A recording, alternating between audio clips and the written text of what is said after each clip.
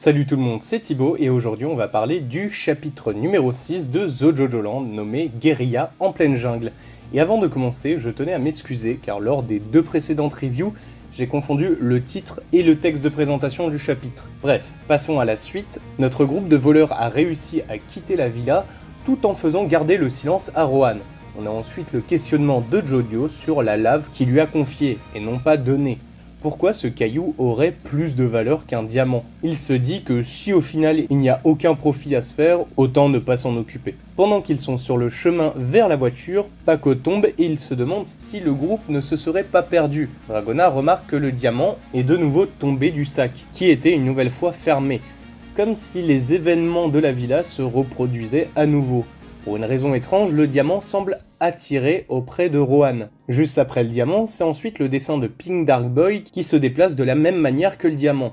Après réflexion globale, Dragona se rappelle que l'argent qu'avait volé Paco est lui aussi revenu près de Rohan. Jodio commence à comprendre qu'ils ne perdent pas les objets par inadvertance ou que ce soit même de la faute de Rohan, c'est tout simplement que tous ces objets convergent tous vers la lave. Ce qui a probablement poussé Rohan à venir à Hawaï, c'est le pouvoir de cette lave, qui pourrait possiblement faire fructifier des objets de valeur. Dragona se dit que si Jodio garde le diamant et qu'il a la lave en sa compagnie, le diamant ne devrait plus tomber. Et en allant le ramasser, le fil réapparaît lui aussi, et piège Jodio qui se cogne et finit accroché à une branche, la tête à l'envers. Ensuite, des choses se déplacent dans la jungle, et c'est le chat. Il faut croire que Paco est vraiment stupide car il croit toujours que c'est le dispositif de sécurité. Or, ils ne sont plus dans la villa. Et Usagi répète probablement pour la 253e fois que c'est un stand. Avant même d'entrer, le chat les guettait depuis le début. Dragona s'approche de Jodio malgré les avertissements d'Usagi, et d'un coup, le fil transperce Dragona puis s'enroule autour de ses organes. Il transperce ensuite Paco et le cou à Dragona. D'autres fils arrivent par le vent, mais petit problème.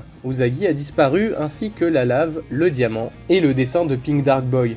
On entend la voiture partir en fond, et est-ce que Usagi est vraiment parti en trahissant le groupe? En tout cas, les fils arrivent nombreux, et là... Petit détail, Jodio arrive à deviner la distance entre les objets, ce qui me rappelle l'habilité de Josuke au début de la partie 8. Jodio demande à Paco et Dragona de se mettre en dessous de lui et lance une attaque avec November Rain, qui fait pleuvoir sur les 3 voleurs restants. Les fils qui arrivaient sur eux se retrouvent maintenant plaqués au sol, puis disparaissent. Mais en se balançant, Jodio a voulu toucher l'arbre pour lester sa pluie, mais il n'a pas réussi. On voit soudainement apparaître 3 silhouettes de chats dans les feuillages, et c'est la fin de ce chapitre. Je me demande si le combat qui approche, ça va être similaire avec celui des rats dans la partie 4, qui avait mis Jotaro et Josuke dans une situation plus que délicate. Et si Usagi a vraiment trahi le groupe, ou s'il a éloigné les objets pour pas se faire avoir par le stand des chats. Je vous retrouve pour le prochain chapitre, à la prochaine.